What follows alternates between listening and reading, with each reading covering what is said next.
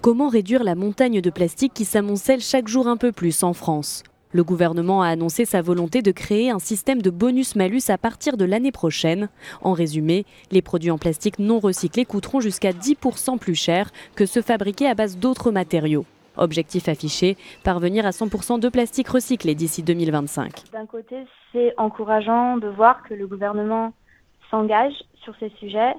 Mais pour moi, surtout la priorité, c'est que, étant donné que les infrastructures existantes pour recycler le plastique sont assez mal développées et que la plupart des plastiques ne se recyclent qu'une seule fois, il faut agir du côté des consommateurs, bien sûr, mais surtout, moi, je pense pour une réduction.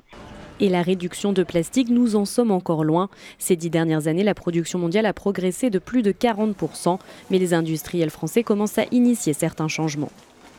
Il y a certaines grandes enseignes qui commencent à étudier des solutions pour réduire les emballages plastiques à usage unique ou d'arrêter de commercialiser par exemple les pailles.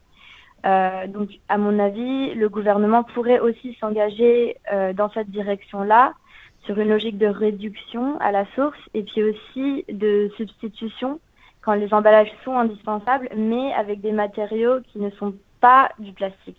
Les associations rappellent que le verre est par exemple recyclable à l'infini et que le plastique, qu'il soit recyclé ou non, continuera de polluer massivement les océans.